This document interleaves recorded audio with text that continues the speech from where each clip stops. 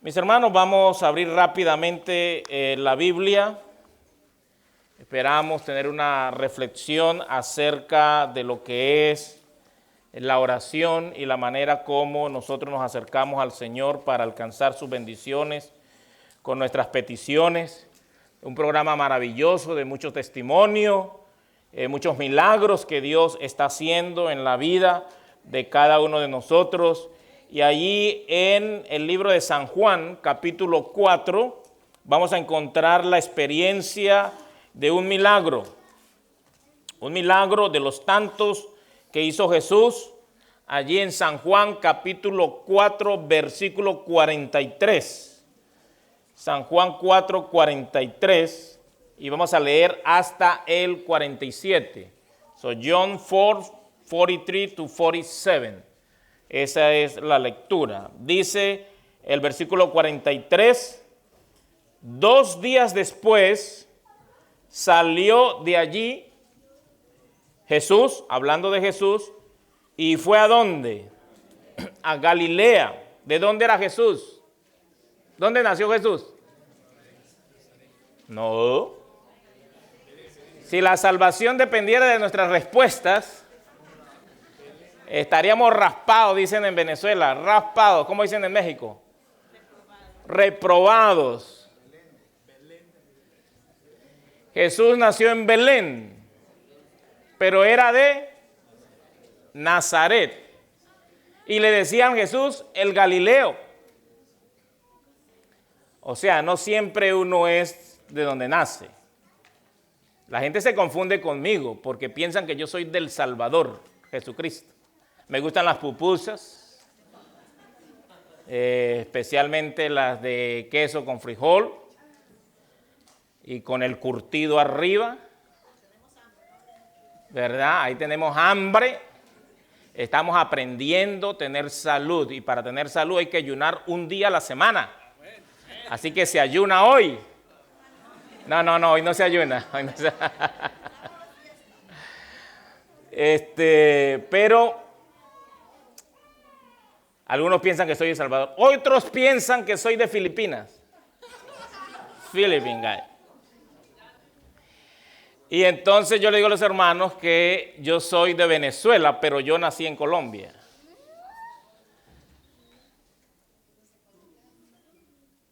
Pero como vivía allá, crecí allá en Venezuela y de eso es lo que hablo y de eso es lo que pienso, entonces me preguntan que si conozco Medellín, que si conozco Bucaramanga, y entonces yo no me enredo con eso, yo mejor de Venezuela y ahí conozco San Cristóbal, conozco Mérida, conozco Caracas y en fin, ahí yo hablo de todo, ¿no? Pero Jesús era nacido en Belén, pero el texto nos va a decir que aunque él nació allí en Belén, el texto dice que uno no es profeta en su propia tierra. Pero a veces uno piensa que la Biblia está hablando de que él no iba a Nazaret por eso. Vamos a leer el texto. Dice, porque Jesús mismo dio testimonio, versículo 44, 44. Porque Jesús mismo dio testimonio de que el profeta no tiene honra en su propia tierra.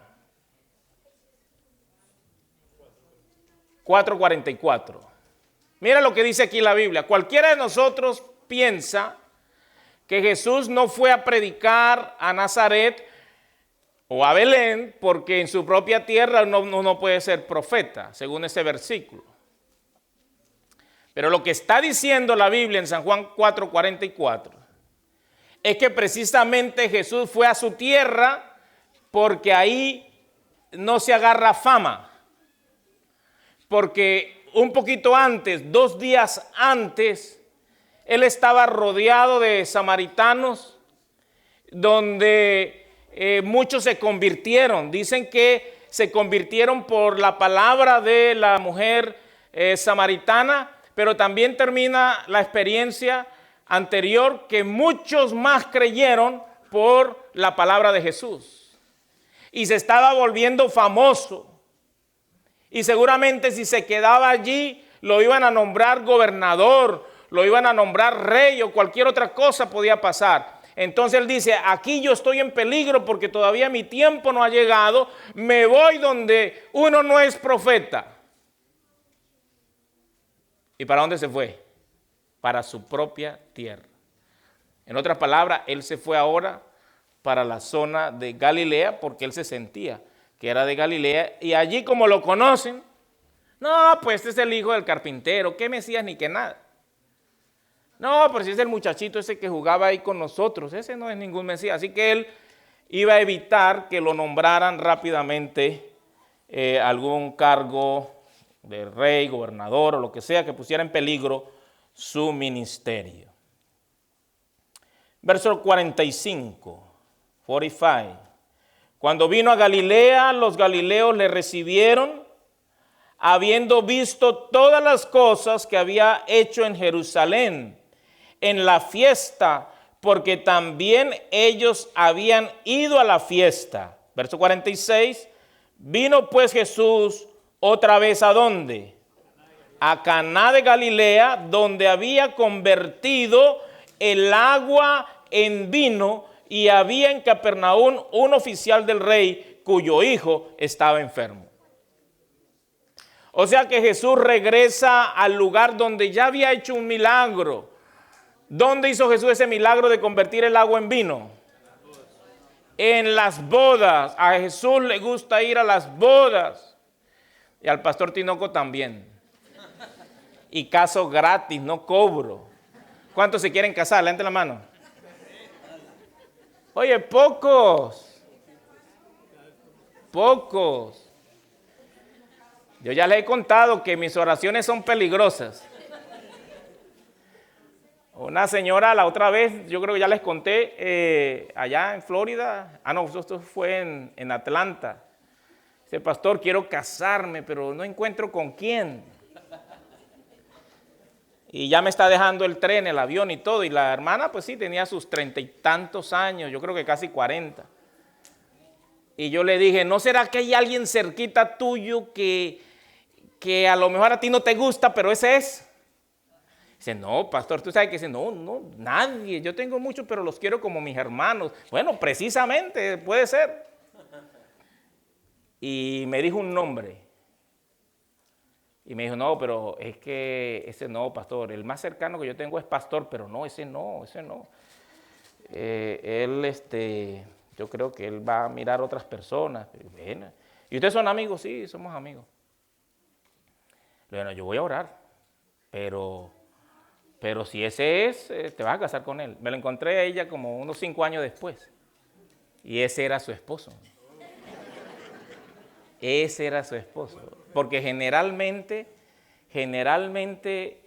los que están buscando está ahí cerquita. Eso es lo que no se ve. No se ve. Así que, ¿quién se quiere casar? Levanta la mano. ¿Quién se quiere casar? Voy a orar. I want to pray. Maybe the next 5 years you're ready. Ya estás con alguien. Bueno, Jesucristo le gustaba ir a las bodas. Y allí hizo un milagro. Convirtió el agua en vino. Una vez me preguntaron, este no es el tema, pero los jóvenes estudiaron algo sobre el vino. El vino aquí estaba sin fermentar, el milagro que Jesús hizo. Pero regresó ahora para hacer un segundo milagro. El texto dice que allí había en Capernaum un oficial del rey cuyo hijo estaba enfermo. Pero no solamente tenía resfriado. Dice el 47 que estaba really sick. He was dying. Estaba muriendo. Vamos a ver el 47. Dice, cuando oyó a Jesús, que había llegado de Judea a Galilea, vino a él y le rogó que descendiese y sanase a su hijo, que estaba a punto ¿de qué? De morir. O sea, era un padre angustiado. Era un padre preocupado. Yo cuando tenía como unos 17 años, teníamos diferencias con mi papá, porque él me decía, mi casa no es un hotel. Aquí se cierra a las 9 o 10 de la noche. Eso que estás llegando a las 11, a las 12, a la 1, ¿qué es eso? Pura calle.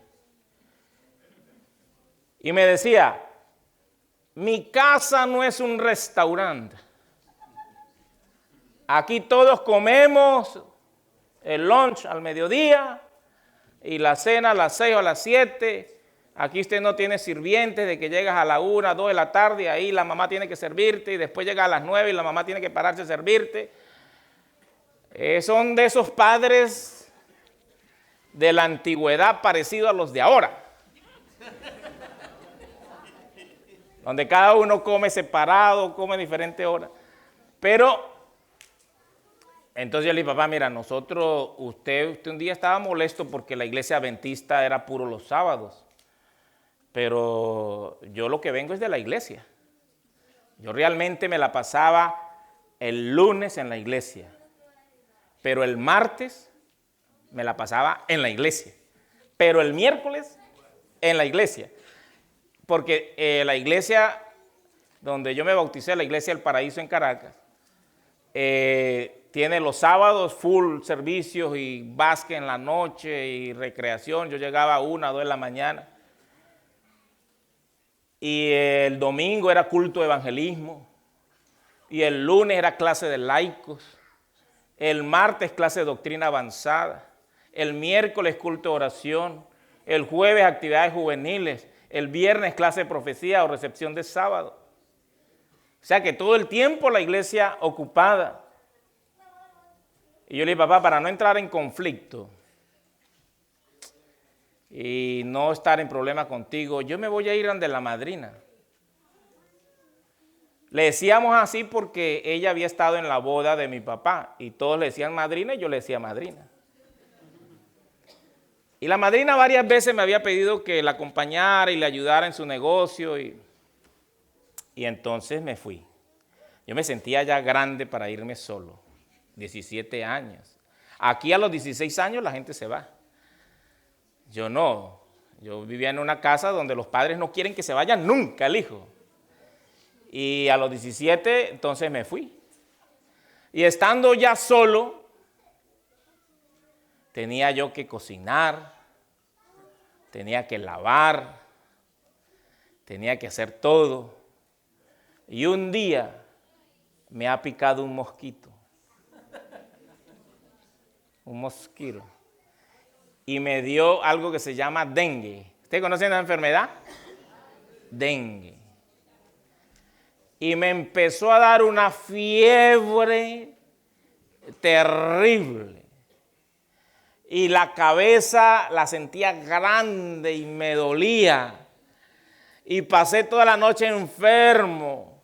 Y mis compañeros de cuarto, en lugar de ayudarme, yo me quejaba, me dolía todo y no tenía medicinas y yo le decía que me ayudaran, pero tú sí, por una fiebre te vas a poner a llorar ahí. Te vas a echar a morir por una gripe. Y yo le decía, no, que me siento enfermo. Y pasé toda la noche enfermo. Y por allá como a media mañana yo no había comido la noche anterior, no había desayunado. Y todo me dolía, todo me daba vueltas. Y yo dije, me voy a morir acá. Voy a morir acá. ¿Y qué creen que pensé? ¿Dónde estará mi mamá? Mi mamá, que cuando uno está enfermo, le hace su caldito y le lleva su Tylenol y lo baña si es posible. Y mi mamá me bañaba y me peinaba cuando tenía cabello y todo hacía. A mí me daba pena, mamá, tú me vas a estar vistiendo. En los diciembres me compraban ropa nueva todos los diciembres. Y yo tenía 10, 11, 12 años y mi mamá me bañaba y me vestía. Y yo decía, pero yo ya estoy grande y tú, qué vergüenza. Y dice, yo soy tu mamá, mijo, no tengas vergüenza. Pero yo decía, ¿dónde está mi mamá? Y mira cómo son las cosas de Dios. Yo hasta el sol de hoy, ahorita que estoy predicando, no sé cómo llegaron. Pero esa media mañana yo dije, voy a bajar donde mi madrina. Bajaba un piso porque ella me rentaba un apartamento con otros muchachos. Yo bajé un piso y yo entré ahí y ella me dijo, ¿qué te pasa, mijo? Te veo amarillo, te veo pálido, te estás muriendo. Y yo le dije, sí, me estoy muriendo, madrina, aquí yo creo que no aguanto. Y dice, pero ¿qué tienes? Una fiebre, un dolor de cabeza.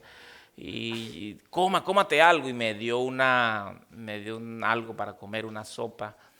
Y entonces cuando yo me comí toda esa sopa, yo sentí cierta fuerza para vomitar. Y boté todo lo que tenía, se lo tiré ahí en la sala de la casa.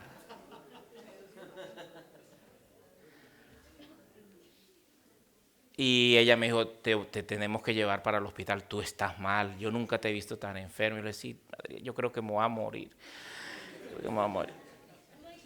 Mira, era tanto que ella dice, estás tan caliente que te tengo que bañar.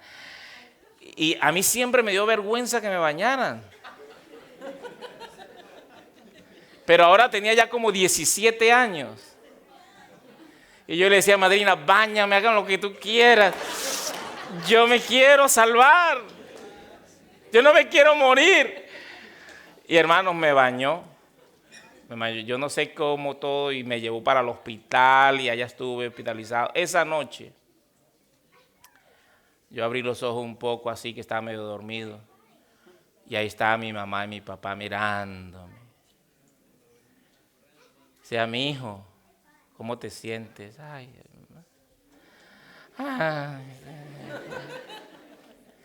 ¿te quieres ir con nosotros para la casa?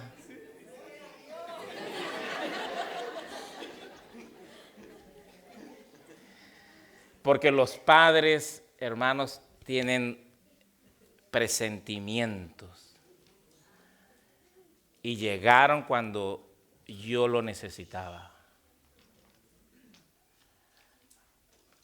Yo no estaba muriéndome como este muchacho, tenía una enfermedad que puede matar a alguien, un dengue. Pero la Biblia dice que este hombre escuchó que Jesús venía. Este hombre, dice la Biblia, vivía en Capernaum y Jesús había llegado, según el texto, a Caná de Galilea. Y entre Capernaum y Caná de Galilea habían 25 kilómetros, que son más o menos como 15 millas. Y para caminar 15 millas, yo puse en Google cuánto me demoraría caminar 15 millas. Y dice que se demoran 4 horas 48 minutos caminar 15 millas. Y de regreso otras 4 horas 48, o sea que casi, ida y vuelta habían que caminar 10 horas. Pero cuando un hijo está enfermo, cuando estaba a punto de morir, no importa si tengo que caminar 10, 15, 20 horas, los padres estarían dispuestos a hacer cualquier cosa por sus hijos. Y por eso hay que reconocer el amor de los padres. Y a veces nosotros somos demasiado malagradecidos. Hay padres que están enfermos porque ya tienen sus 80 años, sus 90, y allá están los hijos, que se curen, que alguien los cure, yo pago para que los cure, pero ahorita no tengo tiempo para ir. Pero cuando nosotros sí necesitábamos y estábamos pequeños, ahí estaban siempre nuestros padres con nosotros. Y ahí está este señor buscando a Jesús. Y dice la Biblia, vamos a mirarla, por favor, verso 48. Entonces Jesús les dijo, si no viereis señales y prodigios, no creeréis. Este señor estaba buscando a Jesús por un milagro, pero no solamente eso, sino que él decía, de acuerdo a este versículo, si Jesús cura a mi hijo, yo voy a creer en él. Pero si no lo cura, entonces no creo. En otras palabras, este señor era un poco incrédulo. Verso 48, entonces Jesús le dijo, si no vieres señales no vas a creer. Verso 49, el oficial del rey le dijo, Señor, desciende antes que mi hijo muera. Y Jesús le dijo, ve, tu hijo vive. Y el hombre creyó la palabra que Jesús le dijo y se fue. Dos o tres cosas para terminar. La primera de ellas es que a veces nos acercamos a Jesús de manera incrédula. Yo soy fabricante de piedras, de riñón, kidney stone. En estos días le mandé una foto a mi esposa. Yo tenía como 10 años, creo, o más, que no me salía una piedrecita. Y en estos días me salió una piedrecita, la tenía por aquí escondida. Pero la primera vez que me salió la primerita vez que me salió una piedra, me dio un dolor, que eso le llaman un cólico nefrítico. Y estaba estudiando teología, mi primer año de teología. Y la doctora dijo, te va a dar un dolor porque estás orinando sangre. ¿No te ha dado dolor? No, no me duele nada. Te va a dar un dolor. Eso me lo dijo como a las 5, como a las 9 de la noche. ¡Ay, un dolor fuertísimo! Y otra vez los muchachos, pero te vas a morir por un dolor de estómago. No, pero es que me duele por todas partes. Y entonces yo pensaba así, yo dije, si yo soy pastor, yo oro y se me va a quitar. Y yo me arrodillé en la cama y dije, Señor, yo soy un siervo tuyo, me voy a preparar para pastor, estoy estudiando teología, pero eso con dolor, ay, Señor, ay, porque uno no puede cerrar la boca, uno, ay, cúrame, Señor. Y yo abría los ojos, ay, no se me quitaba. Tenía el mismo dolor. A las 12, a la 1, a las 2, a las 3 de la mañana, vino el capellán, vino nosotros llamamos el preceptor, y me dijo, ¿qué te pasa? Me fueron a buscar, y dice, no, es que tengo un dolor, es insoportable, no puedo sentarme, no puedo acostarme, me duele. Y el hombre me dice, te llevo para el hospital de una vez. Y yo le decía, Señor, pero ¿por qué no me quita este dolor? Y entonces bajaron al carro que él tenía, que era un Volkswagen, nosotros le hicimos un bochito, en México le dicen bochitos. Un escarabajo le dicen también. Y entonces llegan con la noticia a los compañeros de habitación, Julian, estamos por llevarte al hospital, pero el carro no prende. Hay que empujarlo. Y todos ellos me agarraron así, me bajaron todo y vamos a empujar ese carro. Y nos bajamos, yo estaba como en el tercer piso, nos bajamos al primer piso. Ahí estaba el carro, ahí se montaron el pastor, alguien se montó ahí para manejar el carro mientras otro empujaba. Y entonces yo me acuerdo que yo estaba atrás ahí empujando, empujemos que tenemos que llegar al hospital, empujen eso. Y el carro arrancó. Y entonces cuando arrancó, todos nos montamos al Volkswagen. ¿Y para qué hospital vamos? Y yo dije, yo no sé porque ya se me quitó el dolor. Se me había quitado el dolor con ese empujón. Cuando ustedes tengan un dolor, empujen, hermano. Y se te van a quitar. Se te va a quitar. Ahora, ¿por qué digo esto? Porque la oración del Padre, él estaba convencido de que cuando él llegara delante de Jesús, su oración iba a ser contestada pero había que estar ahí con Jesús. Jesús le está mostrando que no necesitamos estar cerca de Él porque Él es capaz de responder a distancia a las oraciones. Y yo pensaba que el dolor se tenía que quitar si yo iba ya al hospital. Pero Jesús responde cerca o lejos y cuando Él quiere. Porque la Biblia dice que Él respondió la oración a la hora 7. ¿Qué hora era para nosotros? ¿La hora 7? No, la hora 9 cuando murió. Pero la hora 7 cuando respondió esta oración era la 1 de la tarde. Y a la 1 de la tarde el Señor respondió la oración de este padre. Fue a distancia, a una persona que no creía, pero al final de la historia dice que él creyó y toda su familia. O sea que resumiendo, no solamente Dios responde la oración de un padre por su hijo, sino que también Dios responde la oración de alguien que aunque no crea, está dispuesto a creer, y una oración que aunque esté lejos, Dios puede responder a distancia. Y número 4, Dios no solamente está interesado en la curación de una enfermedad, sino que Dios está interesado en la salvación de la familia, no solamente del enfermo, sino de toda la familia. Pero necesitamos creer, orando, confiados de que Él está dispuesto a escucharnos, pero a responder cuando Él quiera. Y a la distancia que estemos, nunca va a importar. Amén. ¿Están dispuestos a creer? Aunque tenga un dolor, no importa que se quite el año que viene, no importa que dure 10 años, pero no hay cuerpo que lo resista si es 100, dice ahí, ¿no? Vamos a colocarnos de pie y vamos a orar. Decirle, Señor, ayúdame a creer. Yo tengo muchas peticiones que hacer. Yo sé que a veces tengo familia en otro país. Yo sé que a veces tengo familia en otra ciudad. Yo quiero interceder por ellos, quiero orar por ellos, pero aunque yo no estoy allá, tú puedes responder la oración porque tú eres Dios. ¿Hay alguien que tiene una petición especial?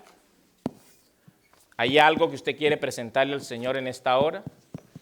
Y quiere pasar aquí al frente. Tiene que ser algo que usted realmente quiere pedirle a Dios. Algo que usted tiene en su corazón, de hace un mes, de hace un año, que usted ha estado orando. Y usted quiere creer que esa oración va a ser respondida, va a ser contestada.